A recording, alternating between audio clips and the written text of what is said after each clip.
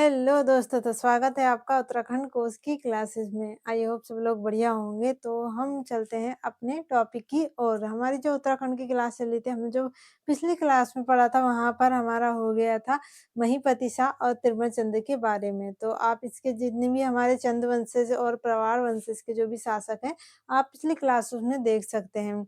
आज हम उससे आगे की क्लास में क्या पढ़ेंगे कि उनके आगे के शासकों के बारे में चर्चा की जाएगी। तो चलिए बढ़ते हैं अपने टॉपिक की ओर और यहाँ पर फिर से स्टडी को चालू करते हैं। तो यहाँ पर हमारा जो चल रहा था वो था हमारा मध्यकाल। मध्यकाल में हमारे क्या होते हैं कि 2 वंश चलते हैं उत्तराखंड में मोस्टली, और भी रहते हैं छोटे-छोटे जो होते हैं उत्तराखंड में, कहीं-कहीं पर गढ़ों में होते हैं। जैसे आपका सिरमौर वाला क्षेत्र हो गया, और भारत में पूरे संपूर्ण भारत में मुगल शासन चल रहा था। तो इसी तरीके से सब जगह अलग-अलग शासन है। तो उसी समय में क्या होता है कि मध्यकाल में आपका कत्यूरी वंश आ जाता है। कत्यूरी वंश के कुछ शासक आ जाते हैं, उसके बाद आता है चंद वंश और पवार वंश। तो हमारे ये जो चल रहा था चंद और पवारों का चल रहा था। हमारा जो चंद में पवार में कंप्लीट हो गया था वो था हमारा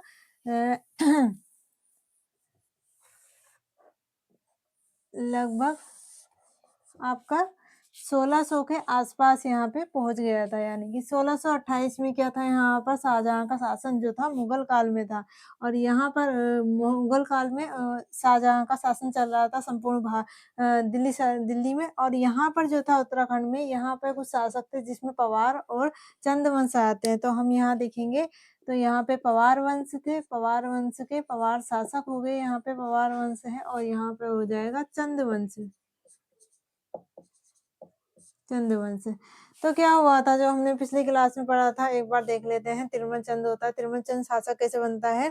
विजय चंद के बाद तिरुमल चंद शासक बनता है। चंद वंश की बात करें तो विजय चंद में क्या होते हैं, 3 जो होते हैं षड्यंत्रकारी होते हैं, संग्राम कार्की, पीरू गोसाई और फिर विनायक भट्ट। ये क्या होते हैं कि ये विजय चंद को कठपुतली के रूप में उसे शासन करवाते हैं। तो ये क्या करता है कि विजय चंद्र के 3 भाई होते हैं, जिसमें से जो उसका भाई होता है नीलू गोसाई, उसे वो अंधा करके मार देता है।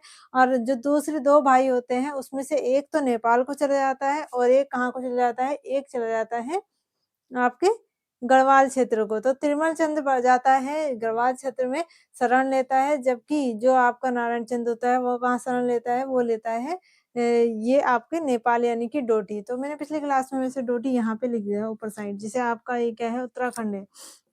ये उत्तराखंड है, ऐसे बनाए थे अभी।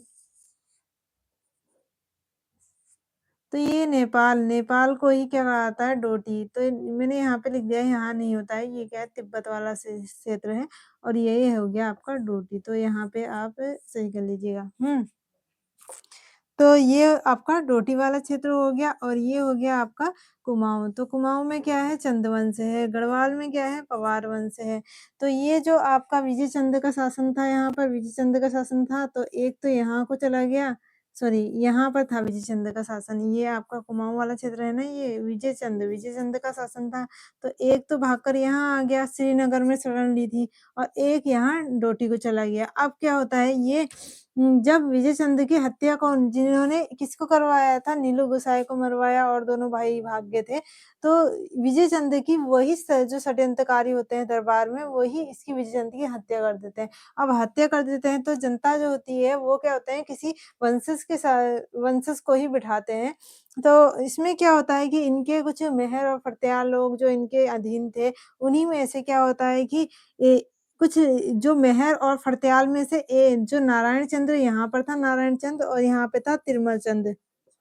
तिरुमल चंद। तो तिरुमल चंद यहाँ से यहाँ को आता है, और नारायण चंद यहाँ से यहाँ को आता है, जब पता चलता है कि विजय चंद की हत्या कर दी गई है। तो ये पहले पहुँच जाता है, और शासक कौन बनता है, तिरुमल चंद बनता है, तिरुमल चंद। तो यहाँ पे हमने जो पिछली क्लास में पढ़ा था वो तिरुमल चंद पढ़ा था। दूसरी ओर यहाँ पे जो था किसका शासन था, यहाँ पे महीपति शाह का शासन था। तो जब यहाँ पर तिरुमल चंद आया था, तो यहाँ पर जो था महीपति शाह ने किसकी सहायता करी थी, तिरुमल चंद की सहायता करी थी। तो यहाँ पे महीपति शाह का शासन था, और यहाँ तिरुमल चंद का शासन आया था।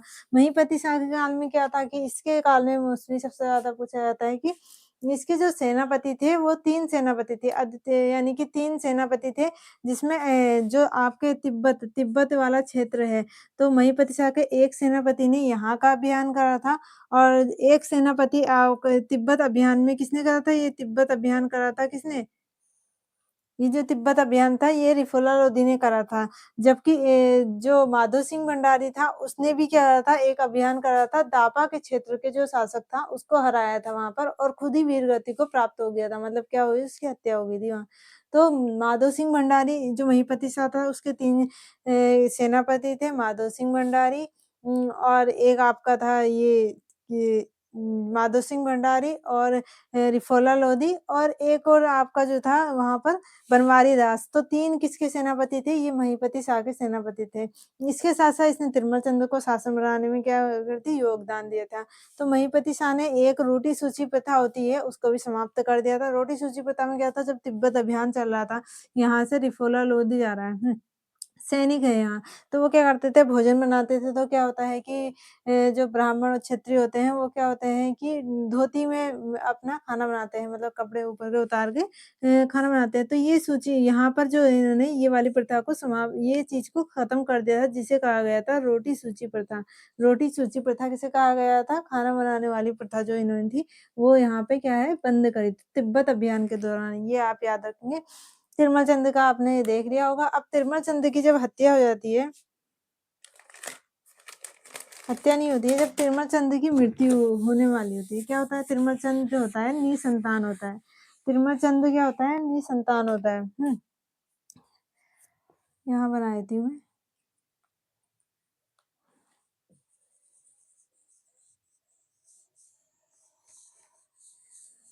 फटाफट ऐसे बनाए थे। तो ये हमारा हो गया उत्तराखंड। तिरुमल चंद क्या है निसंतान है तो यहाँ पे किसको बिठाता है बाज बहादुर बहादुर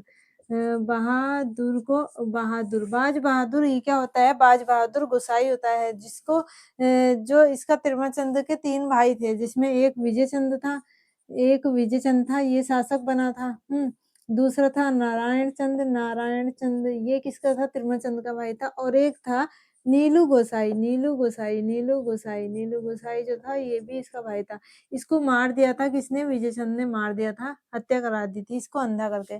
तो इसी का क्या था एक पुत्र था, उसका नाम क्या था बाज बहादुर गोसाई था लेकिन तिरुमल चंद ने इसे गद्दी पे बिठाया उत्तराधिकारी घोषित किया तो इसका नाम कर दिया बाज बहादुर चंद। तो यहाँ पे जो अगला शासक होता है वो कौन होता है बाज बहादुर चंद। अब इसको क्यों बिठाया क्योंकि क्या था तिरुमल चंद जो था निसंतान था उसकी कोई संतान नहीं थी तो उसने अपने भतीजे को बिठा दिया था उसका नाम था बाज बहादुर चंद बाज बहादुर चंद। तो यहाँ पे अब जो शासन चलेगा वो किसका चलेगा बाज बहादुर चंद का शासन चलेगा और यहाँ पर जो अभी आता है ये इसका जो शासन काल होता है बाज बहादुर चंद का वो 1638 से 1678 तक रहता है 1638 से 1678 1638 से 1678 तक क्या था बाज बहादुर चंद था जबकि दूसरी ओर जो है आपका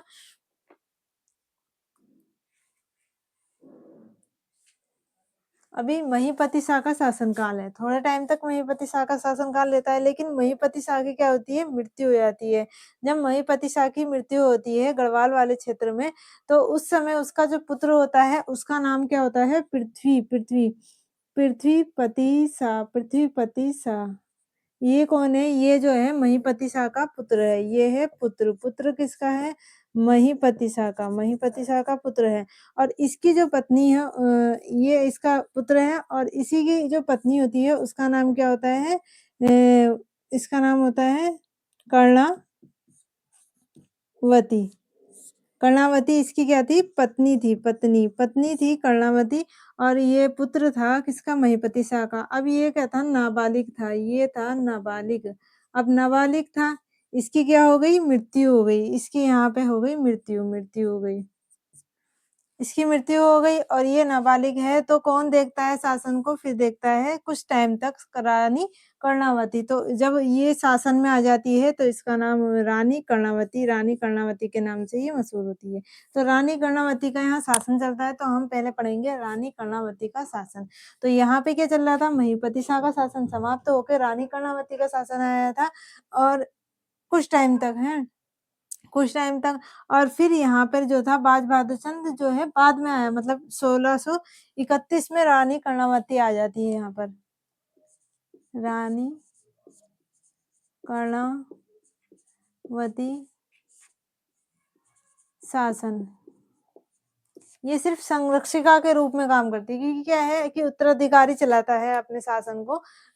ये क्या है, ये पृथ्वीपति शाह की माता है और महीपति शाह की पत्नी है। कुछ टाइम तक राजपाट क्या होता है पवार शासकों में, रानी के हाथ में होता है, उसका नाम होता है रानी कर्णावती। 1638 से 1631 सॉरी 1634 से 34 से, तो डेट को ऐसे देखिए, यहाँ पर जो मेंशन करी है वो है 1640 तक है।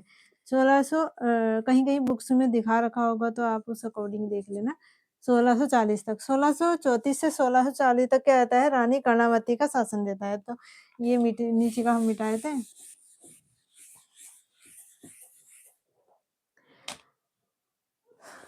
तो ये यहाँ पे राजपाट को संभाल दी थी। अब क्या होता है कि महीपति शाह के शासन में तो क्या था कि मुगलों के साथ भी संबंध ठीक थे और यहाँ चंदों के भी मुगलों के साथ संबंध ठीक थे तिरुमल चंद के काल में। लेकिन क्या होता है, जब क्या होता है रानी कर्णावती का शासन होता है तो मुगल शासन में कौन आता है? शाहजहां आ जाता है। यहाँ पे मुगल शासन में कौन है? शाहजहां था। तो यहाँ ने कर्णावती जब ये देखता है कि यहाँ पे तो क्या है कि ये जो शासन है वो शासक नहीं है, वहाँ पे कोई उत्तराधिकारी नहीं है, अभी उत्तराधिकारी जो है नाबालिग है।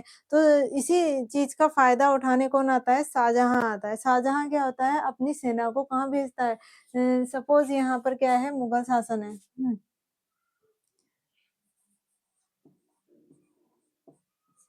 मुगल, ये मुगल है तो मुगल क्या होती है? सेना आक्रमण करती है। मुगल सेना कहाँ आक्रमण करती है? श्रीनगर में आक्रमण करती है। श्रीनगर में क्या होती है? मुगल सेना आक्रमण करती है। और कौन आक्रमण करता है? इसका जो शाहजहां है, यहाँ पे शाहजहां बैठा है, शाह गद्दी पे जो बैठा है मुगल में कौन था? यहाँ शाहजहां का शासन का चल रहा था। तो इसका जो सेनापति था, सेनापति का नाम क्या था? नजावत खान, नजावत खान। तो नजावत खान जो होता है वो कहाँ आता है? श्रीनगर में आक्रमण करने आता है। श्रीनगर पे आक्रमण करने आता है तो क्या होता है, जो रानी थी इन्होंने सोचा कि कहते हैं कि ये तो रानी है, ये तो डर जाएगी, हम आराम से यहाँ पे क्या कर देंगे, अपनी सत्ता स्थापित कर देंगे, यानी कि यहाँ पे ये क्षेत्र को जीत लेंगे। लेकिन क्या थी, रानी कर्णावती थी वो बहुत ही ज्यादा वीरतापूर्ण थी, यानी कि बहुत ज्यादा साहसी थी। तो इसने क्या करा, वीरतापूर्ण इसका जो है सामना करा मुगलों का, और यहाँ के जो सैनिक थे इनको भगा दिया। भगा दिया। लेकिन कुछ सैनिक जो थे वो कहाँ रह गए? वो यहीं पे फंस गए, मतलब उनको पकड़ लिया गया। तो रानी कर्णावती ने क्या कर दी, उनकी नाक कटवा दी। जो सैनिक, जो मुगल सैनिक थे, जिनको कहते हैं रानी कर्णावती ने पकड़ लिया गया था उनके सैनिकों के द्वारा, तो उनकी क्या कर देती है? नाक कटवा देती है। इसी कारण इसी कारण यहाँ पे ये किस नाम से जानी जाती है? नाक कटी रानी के नाम से जानी जाती है। नाक कटी, कटवाने वाली रानी के नाम से जानी जाती है।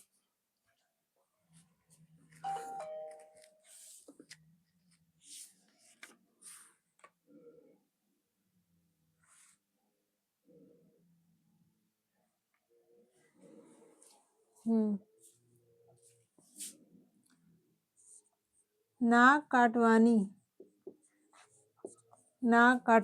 कटवानी।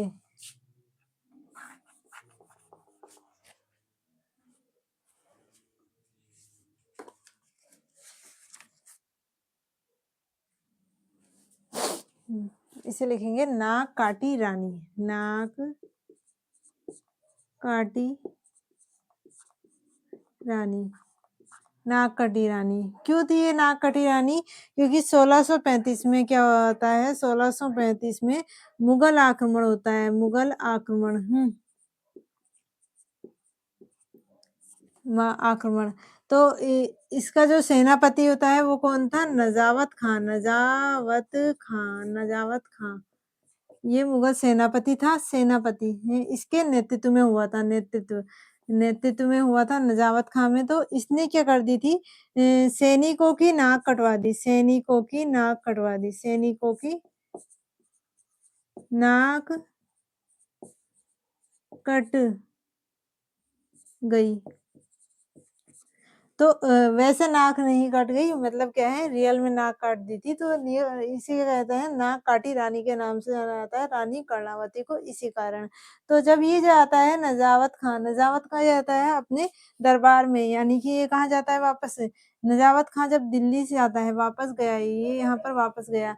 तो ये जो शाहजहां होता है ना, इसे क्या कहता है कि तुमने तो मेरी सच में नाक कटवा दी, नाक, सैनिकों की नाक कट गई और इसकी भी नाक कट गई। मतलब क्या हुआ, इसकी क्या हो गया, इसका कहते हैं कि ये क्या होते हैं, शासक जो होते हैं अपने आप को सर्वश्रेष्ठ मानना चाहते हैं। तो इस तरीके से क्या होता है, इसकी हार हो जाती है, जिससे इसकी क्या कहते हैं, ये इससे गुस्सा होके इसे क्या कर देता है, यहाँ के पद से हटा देता है। तो मंसनदार जो ये सेनापति है, इसे पद से हटा दिया, पद से हटा दिया, पद से हटा दिया। पद से हटाया, तो पद से हटाया तो किसे हटाया था? नजावत खां को। तो नागकटी रानी के नाम से इसे जाना जाता है, रानी कर्णावती को। मुगलों का आक्रमण कब हुआ था? 1635 में, जब क्या हुआ था कि यहाँ पे सैनिकों की नाक काट दी गई थी। तो इतना तो इसके बारे में ही था। और इसने भी क्या कर दिया था, मुगलों की अधीनता को अस्वीकार कर दिया, क्योंकि मुगल क्या कह रहे थे, अपने अंडर में लेना चाह रहे थे पवार वंश को, क्योंकि क्या है, वहां पे शासन जो चल रहा था अभी रानी का था। तो किसी ना किसी तरीके से ये अपने अधीन लेना चाह रहे थे। तो यहाँ पे इसने भी क्या करा था, मुगलों का सामना करा था। अब आता है इसका बेटा। तो जब ये इसका जो पुत्र होता है, उसका नाम क्या था? पृथ्वीपतिसा। उसका नाम क्या था? पृथ्वीपतिसा, पृथ्वीपतिसा, पृथ्वीपतिसा था। तो पृथ्वीपतिसा ने भी क्या करा कि यहाँ पर अधीनता को अस्वीकार कर दिया, किसी मुगल अधीनता अस्वीकार, मुगल अधीनता। तो इसने भी मुगलों की अधीनता को अस्वीकार, अस्वीकार, अधीनता मीन्स उनके अधीन रह ही काम करते, शासन भले ही चलाते, लेकिन ये किसके अधीन होते हैं? ये मुगलों के अधीन होते हैं, यानी कि जितने उनके जो हेड होता है वो क्या होता, मुगल ही होते हैं। तो अभी ये क्या थे, स्वतंत्र थे। तो ये इसने भी अधीनता को अस्वीकार कर दिया था, पृथ्वीपतिसा। तो यहाँ पे हम जो अब शासन देखेंगे वो देखेंगे पृथ्वीपतिसा का। जबकि यहाँ पे बाज बहादुर चंद की स्टार्टिंग हो गई थी। बाज बहादुर चंद 1638 में आए थे, जबकि पृथ्वीपतिसा का जो शासनकाल स्थापित हुआ था वो हुआ था 1640, 1640 से 1664 तक रहा ये। 1664 तक रहा, यानी कि अभी बाज बहादुर चंद जो है रानी कर्णावती के काल में भी था, बाज बहादुर चंद और पृथ्वीपति शाह के काल में भी था। तो बाज बहादुर चंद और पृथ्वीपति शाह को हम एक साथ देखते हैं, तो इसे हम हटा देते हैं। इतना ही इसके बारे में इम्पोर्टेंट था, बाकी रानी कर्णावती के बारे में ज्यादा नहीं पूछा जाता।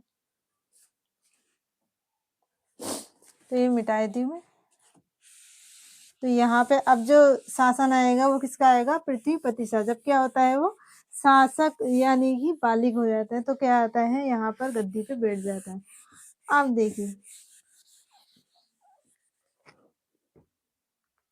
तो यहाँ पे जो शासक आ जाएगा वो होगा पृथ्वीपति शाह, पृथ्वीपति शाह। तो ये थोड़ा अच्छा नहीं लिखा गया, जब तक अच्छा ना लगे तब तक मजा नहीं आता। तो ये हो गया पृथ्वीपति शाह। तो पृथ्वीपति शाह का जो शासनकाल था वो था 1640 से 1664 तक। सॉरी, यहाँ पे लिख दी थी 1664 तक। तो ये हमारा यहाँ पे चलेगा पृथ्वीपति शाह, और यहाँ पे चलेगा बाज बहादुर चंद, बाज बहादुर चंद। तो ऐसे आप देखेंगे। अब ये जो था नजावत खां जो था, ये तो था कब 1635 यानी कि यहाँ पर आपका जब किसका रानी कर्णावती का शासन चल रहा था तब का था। अभी यहाँ 40 है, तो यहाँ पे अभी शाहजहाँ भी है। ये आप देखिए 58 तक क्या है शाहजहाँ का शासनकाल है, तो यहाँ पे भी शाहजहाँ है और यहाँ पर भी अभी शाहजहाँ है। तो क्या होता है कि जो पृथ्वीपति शाह होता है, वो क्या होता है, वो मुगलों के साथ इसके जो संबंध होते हैं सततापूर्ण होते हैं। यानी कि मुगलों ने यहाँ पर आक्रमण करा था तो इसकी माने क्या है उनके सैनिकों की नाक कटवा दी थी। तो यहाँ पर लेकिन बाज बहादुर चंद क्या होता है मुगलों के साथ अभी भी संबंध अच्छे रखा हुआ है। तो ये क्या है, ये कुछ उपहार लेके जाता है किसके मुगल दरबार में। तो बाज बहादुर चंद जो है मुगलों के दरबार में 2 बार उपहार लेके आता है। तो पूछ सकता है कि मुगलों के दरबार में कौन उपहार लेके आया था? शाहजहाँ के काल में और औरंगज़ेब के काल में। तो अभी हम शाहजहाँ का चल रहे हैं तो शाहजहाँ के काल का पढ़ लेते हैं। तो शाहजहाँ के काल में ये मुगलों के साथ इसकी क्या थे बहुत अच्छे संबंध थे। तो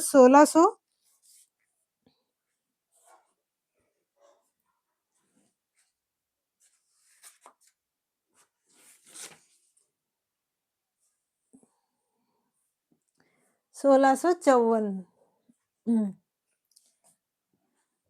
1654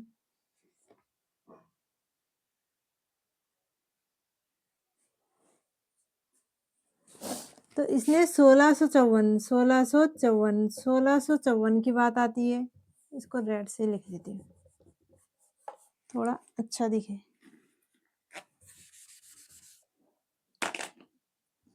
1654 तो 1654 में क्या है शाहजहाँ के दरबार में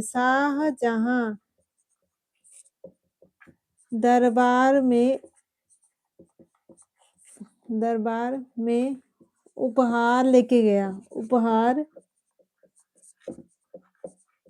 लेकर गया। कौन गया था? बाज बहादुर चंद। तो 1654 में जो है शाहजहाँ के दरबार में उपहार लेके गया था। इसके साथ-साथ जो औरंगज़ेब का शासनकाल आता है वहाँ पे भी उपहार लेके आता है। तो अभी हम पढ़ रहे हैं यहाँ पर शाहजहाँ के दरबार में तो शाहजहाँ की बात चल रही है।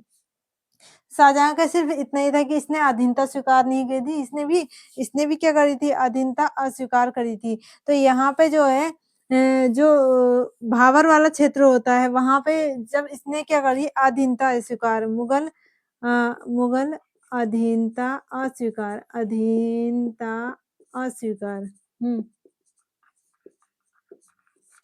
अस्वीकार। तो यहाँ पर जो ये आपका क्षेत्र होता है भावर वाला सॉरी, ये जो भावर क्षेत्र,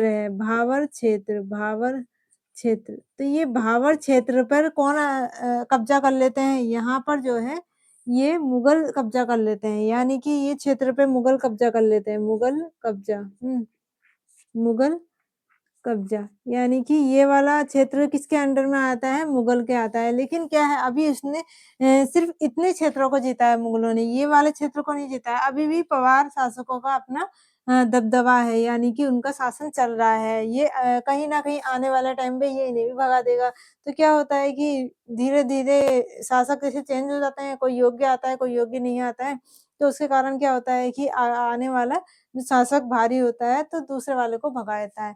तो इसी तरीके से यहाँ शाहजहाँ के दरबार में ये उपहार लेके गया था और पृथ्वीपति शाह ने एक तो इसके काल में ये हुआ था कि भाबर तराई क्षेत्र पे मुगलों का कब्जा हो गया था।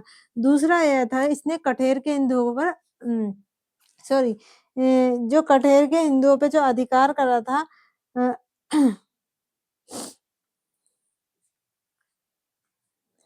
इसने तराई के बड़े हिस्से को जीत लिया था। किसने? बाज बहादुर चंद ने।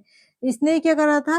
तराई तराई क्षेत्र तराई यानी कि कठेर हिंदुओं के अधिकार कर लिया था। किसने करा था कठेर हिंदू पर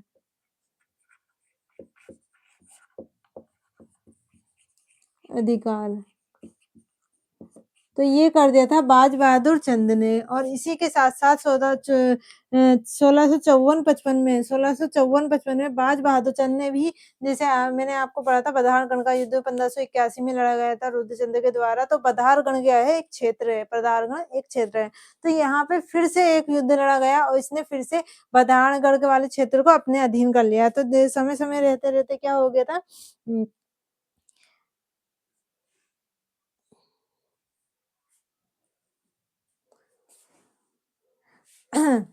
तो इसने एक और काम करा बधानगढ़ बधानगढ़ बधानगढ़ व लोहबा लोहबा क्षेत्र लोहबा क्षेत्र अधिकार अधिकार। तो ये जो था ये इसने 1654 से 1655 में करा था, 1655 में करा था और ये किसके साथ मिलके करा था? ये मैं कह रही हूँ इन्होंने मुगलों के साथ अच्छी क्या बना रखा था? अच्छी मित्रता बना रखी थी, तो ये मुगलों के साथ मिल गया था यहाँ पे मुगल साथ तो मुगल क्या थे सब साथ थे और ये भी साथ थे, तो चंद और मुगलों का क्या था एक साथ चल रहा था और इन्हें बदारगढ़ व लोबा वाले क्षेत्र पे आक्रमण करा और उन्हें जीत लिया। दूसरा कठेर के हिंदुओं पर अधिकार कर लिया बाज बहादुर चंद ने शाहजहां के दरबार में उपहार लेके गया बाज बहादुर चंद यहाँ पर पृथ्वीपति शाह ने जो है मुगलों की अधीनता का अस्वीकार कर दिया जिसके कारण यहाँ पर शाहजहां मुगल कब्जा यानी कि शाहजहां काल ये जो कब्जा हुआ था ये हुआ था शाहजहां के काल में शाहजहां ने यहाँ पे क्या है भावर क्षेत्र वाले एरिया पर अपना कब्जा कर दिया था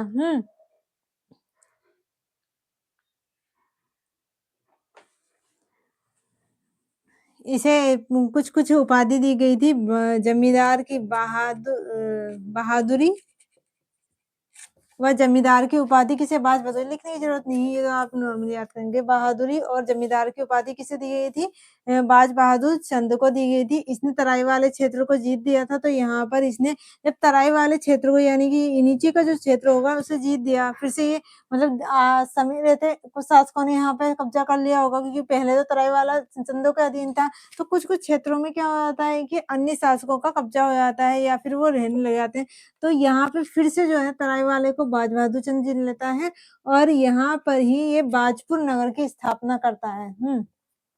तो बाज बहादुर चंद ने अपने नाम पर बाजपुर नगर की स्थापना करी। बाजपुर नगर की स्थापना।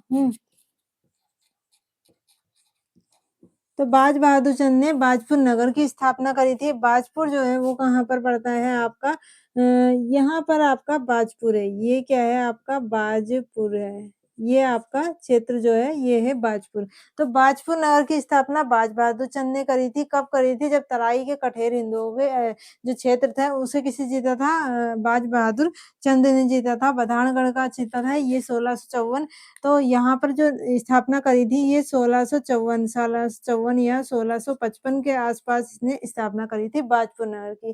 तो इतना आप समझ गए होंगे, यहाँ पर भी आप समझ गए होंगे। अब देखते हैं आगे। तो यहाँ पर अभी भी क्या है पृथ्वीपति शाह है और यहाँ पर बाज बहादुर चंद है। लेकिन यहाँ पर जो है शासन चेंज हो जाता है यानी कि टाइम आता है 1658 का। 1658 के बाद कौन होता है? औरंगजेब गद्दी पे बैठ जाता है। अब औरंगजेब गद्दी पे बैठ गया तो मुगलों में क्या है औरंगजेब। औरंगजेब तो था बहुत ही कटु था मतलब बहुत ज़्यादा ही क्रूर शासक था।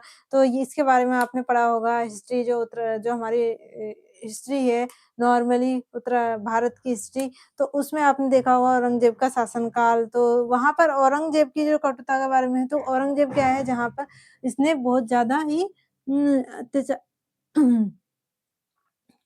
तो औरंगजेब का शासनकाल जब यहाँ पर आता है मुगलों में तो यहाँ पे मैं लिख देती हूँ औरंगजेब औरंगजेब औरंग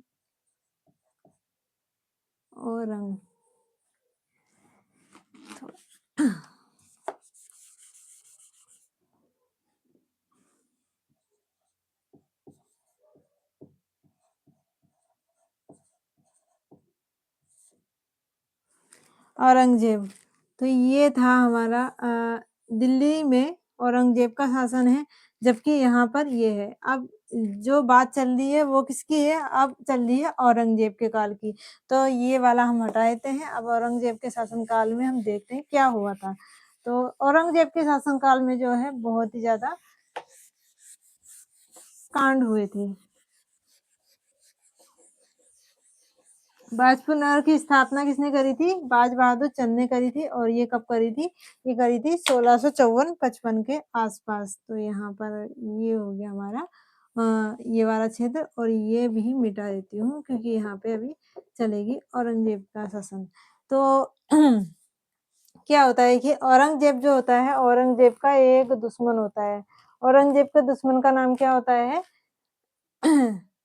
दारा शिकोह। तो औरंगज़ेब का जो दुश्मन था दारा शिकोह, तो दारा शिकोह जो आता है, दारा शिकोह इसका दुश्मन जो है औरंगज़ेब का दुश्मन, उसका नाम क्या है? दुश्मन लिख देती हूँ मैं, दुश्मन न करे वाला, दुश्मन न करे, दुश्मन। तो ये दुश्मन था, कौन था? दारा शिकोह।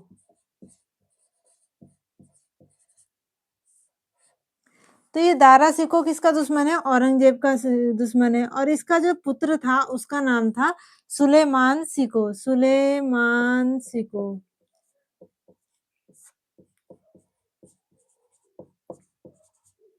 तो ये इसका किसका पुत्र है? ये है दारा शिकोह का पुत्र। तो दारा शिकोह का पुत्र सुलेमान और दारा शिकोह किसका दुश्मन है? औरंगज़ेब का दुश्मन है। तो जब ये भाग के कहाँ आता है? कुमाऊँ में आता है।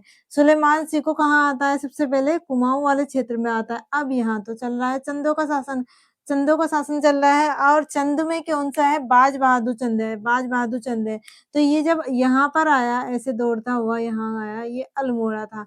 तो यहाँ पर शासन जो चल रहा था वो था बाज बहादुर चंद बहादुर चंद इसके पास आया, बाज बहादुर चंद के पास आया है कि मुझे क्या है, मुझे छुपा लो क्योंकि ये क्या है औरंगज़ेब इसके पीछे पड़ा था, इसको मारने के लिए इसके सैनिक भेज रखे थे। तो इसे ढूँढा जा रहा था, तो ये क्या है भागता-भागता किसके पास आया? चंद शासक आया, जो चंद शासक थे जो वो यहाँ पर थे कुमाऊँ में। तो ये जब आता है तो बाज बहादुर चंद इसे कहाँ भगा देता है? इसे कह देता है कि तुम कहाँ चले जाओ? तुम चले जाओ गढ़वाल वाले क्षेत्र पे।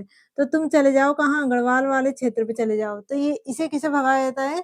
कहाँ भगा दिया? भगा दिया नहीं, इसने क्या करा कि दारा सुलेमान सिकोह कहाँ भगा दिया? सुलेमान सिकोह। सुलेमान सिकोह को कहाँ भगा दिया? यहाँ पर श्रीनगर में भगा दिया। तो यहाँ पे था श्रीनगर और यहाँ पे जो शासन चल रहा था वो किसका शासन था? यहाँ पे शासन था पृथ्वीपति शाह, पृथ्वीपति शाह। अब पृथ्वीपति शाह के पास जाता है तो पृथ्वीपति शाह क्या आता है? वो कहता है कि क्योंकि वो तो क्या है मुगल का दुश्मन है, तो वो क्या करेगा? दुश्मन का दुश्मन दोस्त। तो इसी तरीके से ये क्या हुआ? ये इसका दुश्मन हुआ और ये क्या हुआ? ये इसका दुश्मन हुआ, तो ये इसे क्या देता है? शरण देता है। तो ये इसे शरण देता है, तो ये पृथ्वीपति शाह ने शरण दे दी। किसे दे दी शरण? किसे? सुलेमान सिकोह को और भेजा किसने था? बाज बहादुर चंद ने कि कहाँ चले जाओ? श्रीनगर चले जाओ। और ये बाज बहादुर चंद जो होता है ये बहुत ही ज़्यादा चालाक होता है। ये इस चीज़ का मतलब उसे भेज दिया और अपना क्या करता है कि ये सूचना किसको भेज देता है? सूचना भेज देता है औरंगज़ेब को। औरंगज़ेब को सूचना भेज देता है किसकी? औरंगज़ेब को सूचना भेज देता है कि पृथ्वीपति शाह ने दारा शिकोह के पुत्र सुलेमान शिकोह को छुपा रखा है, यानी कि उसने क्या करी है? उसे शरण दे रखी है। तो ये औरंगज़ेब जो होता है ये यहाँ पर जाता है, यहाँ पर भी आक्रमण करता है और पृथ्वीपति शाह को पता चलता है कि औरंगज़ेब को क्या है, ये जो सूचना दी है, ये खबर किसने पहुँचाई है? बाज बहादुर चंद ने पहुँचाई है। तो पृथ्वीपति शाह क्या करता है? पृथ्वीपति शाह कहता है ये अपने जो सेनापति होता है उसके हाथ झूठी खबर फैला देता है औरंगज़ेब के पास कि जो चंद शासक है बाज बहादुर चंद, उसके पास क्या है? बहुत सारा सोना छुपा रखा है उसने, यानी कि उसके पास क्या है? बहुत सारा सोना है। तो ये जो औरंगज़ेब होता है ये यहाँ पर भी आक्रमण कर देता है। तो औरंगज़ेब ने जो है चंदों में भी आक्रमण करा था और पवारों पे भी आक्रमण करा था। क्यों करा था? क्योंकि उसने क्या है सूचना पहुँचा दी थी कि उसने शरण दे रखी है और उसने कहा कि बाज बहादुर चंद ने बहुत सारा सोना छुपा रखा है। तो दोनों ने ही एक-दूसरे की वो कहते हैं इसने लाभ उठाना चाहा और उसने क्या है बदला ले लिया। तो बदला ले लिया तो चंद में भी इसने औरंगज़ेब में आक्रमण कर दिया और यहाँ पर भी पृथ्वीपति शाह ने भी आक्रमण कर दिया था। पृथ्वीपति शाह ने औरंगज़ेब में, लेकिन इसको मिल नहीं पाया था। पृथ्वीपति शाह के काल में क्या होता है कि इसका एक पुत्र होता है, पृथ्वीपति शाह का एक पुत्र होता है। पुत्र का नाम था इसका मेदिनी शाह। ये किसका पुत्र था? ये था पुत्र था पृथ्वीपति शाह का। अब जो ये मेदिनी शाह होता है, ये किससे मिल जाता है? ये औरंगज़ेब से मिल जाता है, यानी कि ये मुगल के साथ था। ये मुगल साथ था, मुगल साथ यानी कि मुगलों के साथ मुगल साथ थोड़ा अच्छा नहीं लग रहा है ये भी। मुगलों के साथ था, मतलब ये क्या है मुगलों से मिला हुआ था। तो इसने क्या करा, जो दारा सिको, जो सुलेमान सिको था, यहाँ पे सुलेमान सिको था ना, ये सुलेमान सिको सुलेमान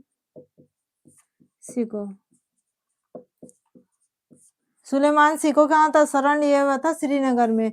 तो ये जो मेदनी शाह होता है, सुलेमान सिको को यहाँ से पकड़ के कहाँ पहुंचा देता है? औरंगजेब के पास पहुंचा देता है।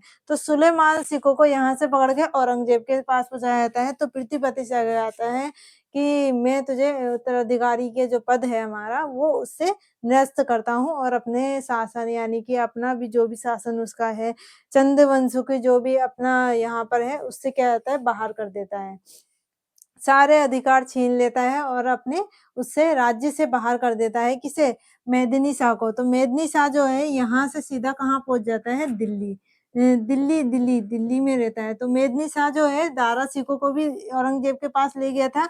उसके बाद पृथ्वीपति शाह ने इसे क्या कर दिया?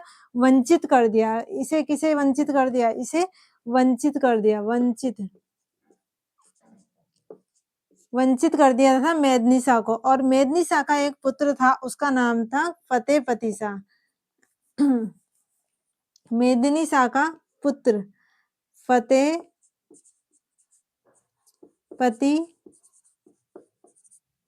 शाह। तो फतेहपति शाह किसका पुत्र था? मेदिनी शाह का पुत्र था। ये इसका पुत्र था, ये इसका पुत्र था। तो जो अगला शासक जो उत्तराधिकारी घोषित करता है, वो किसे करता है? उत्तराधिकारी घोषित करता है ये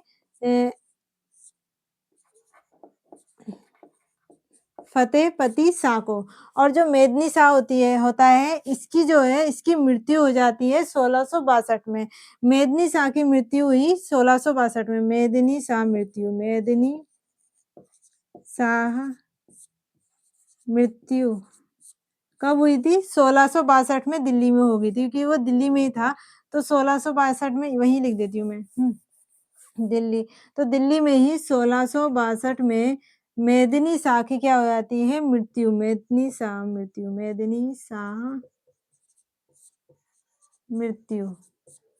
मृत्यु। तो मेदिनी शाह की मृत्यु 1662 में दिल्ली में हो जाती है और उत्तराधिकारी घोषित कर दिया जाता है। किसको?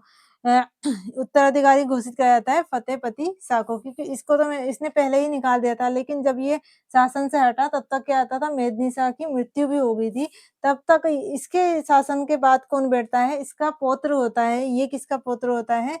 ये फतेहपति शाह का पौत्र, पृथ्वीपति शाह का पौत्र यानी कि पोता। पृथ्वीपति शाह का ये पौत्र था और ये मेदिनी शाह का बेटा था। तो ये थी इनकी कहानी, औरंगजेब और ये बाज बहादुर चंद और इसकी कहानी थी।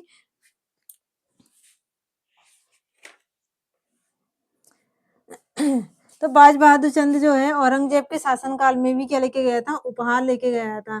तो जब ये इससे पहले जब क्या है इसने आक्रमण नहीं करा था, तो ये उपहार लेके गया कहाँ पर? 1662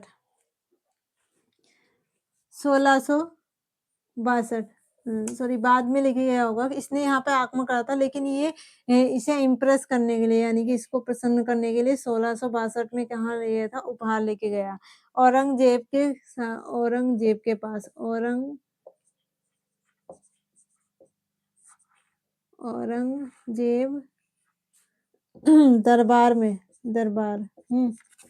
क्या लेके गया था? उपहार लेकर गया। कौन ले गया था? बाज बहादुर चंद। तो बाज बहादुर चंद 1662 में यहाँ ले गया था और 1654 में शाहजहाँ के शासनकाल में उपहार लेके गया था। इसी ने क्या कहा था कि इसने ही सुलेमान शुका को कहाँ भगाया था? श्रीनगर पहुँचाया था और औरंगज़ेब के पास सूचना पहुँचाई थी कि क्या है सुलेमान शुका को पृथ्वीपति शाह ने क्या दी है? शरण दी है। इसी के चीज़ का जब उसे पता चलता है तो पृथ्वीपति शाह क्या करता है कि झूठी खबर पहुँचाता है औरंगज़ेब के पास मज़ा चखा है कि बाज बहादुर चंद की लगाई हुई आग के बदले में वो बदला लेने के लिए और उससे कहवाता है कि वहाँ पर क्या है चंदों के पास अपार यानी कि बहुत सारा सोना है जो उन्होंने छुपा रखा है। तो क्या होती है जो औरंगज़ेब की सेना होती है वो कहाँ आक्रमण करती है चंदों के कुमाऊँ क्षेत्र में भी आक्रमण कर देती है और गढ़वाल क्षेत्र में तो वो सुलेमान शुगर को ढूँढने ही गए थे। लेकिन क्या होता है पृथ्वीपति शाह का पुत्र होता है मेदिनी शाह, वो मुगलों के साथ ही मिला होता है। तो ये जो है सुलेमान सिक्कों को पकड़ के सीधा दिल्ली ले जाता है। तो दिल्ली कौन ले गया था सुलेमान सिक्कों को? मेदिनी शाह ले गया था। जिसके कारण पृथ्वीपति शाह ने मेदिनी शाह को क्या है अपने उत्तराधिकारी के पद से और अपने शासन से बाहर कर देता है और ये जाता है दिल्ली। तो यह औरंगज़ेब के दरबार में ही रहता है और 1662 में इसकी मृत्यु हो जाती है। पृथ्वीपति शाह का क्या होता है कि इसका जब पुत्र तो मर गया लेकिन जब इसका शासन खत्म होता है तो ये अपने पौत्र यानी कि फतेहपति शाह को क्या बनाता है उत्तराधिकारी घोषित कर देता है। तो अगला जो शासक बनता है वो फतेहपति शाह बन जाता है 1664 में।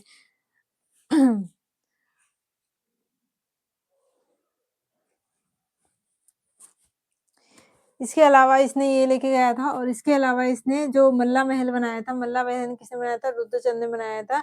तो ये नंदा देवी की मूर्ति मल्ला महल में स्थापित करता है। तो नंदा देवी की जो मूर्ति थी इसने जूनागढ़ वाला क्षेत्र जीता। जूनागढ़ जीता।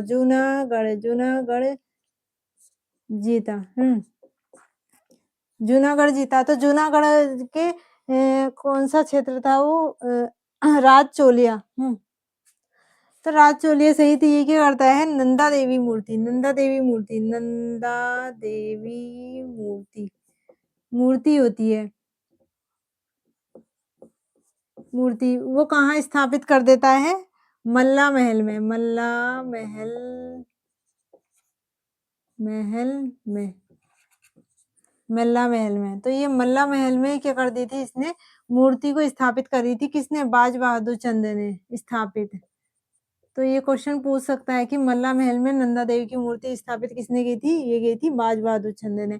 लेकिन इसे दोबारा से जूनागढ़ से लेके गया था ना ये, जब इसने यहाँ पे जीता था तो इसे वापस जो करता है वो कौन करता है वापस?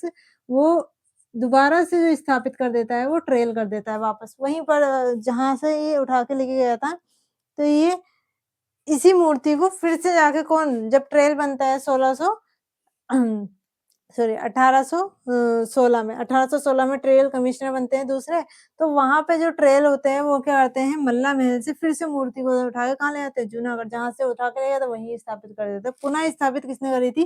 ट्रेल ने करी थी जहाँ से ये लेके गया था। लेकिन मल्ला महल में नंदा देवी की मूर्ति स्थापित करी थी बाज बहादुर चंद ने। मल्ला महल में लाया बाज बहादुर चंद। मल्ला महल से कौन लेके गया वापस? ट्रेल। तो कमिश्नर ट्रेल जो है वापस ले आते हैं। यहाँ पर जो हुआ था पृथ्वीपति शाह ने एक नगर की स्थापना भी की थी, उसका नाम था पृथ्वी नगर।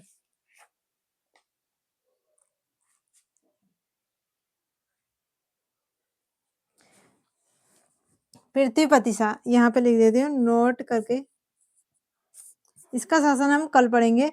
नोट करके लिख देते हैं पृथ्वीपति शाह, पृथ्वी नगर स्थापना, पृथ्वी नगर की स्थापना की थी और वहाँ पर क्या बनाया था? एक किला बनाया था। किसने किला बनाया था? पृथ्वीपति शाह ने किला बनवाया। किसने बनवाया था? पृथ्वीपति शाह ने। तो एक नगर की स्थापना करी पृथ्वी नगर की, वो किसने करी थी? पृथ्वीपति शाह ने और इसे क्या बनाया था? किला बनाया था। तो इसी तरीके से शासक होते हैं जैसे कीर्ति शाह ने कीर्तिनगर की स्थापना करी थी, कीर्तिनगर को ही उधमसिंह नगर के नाम से जाना जाता है।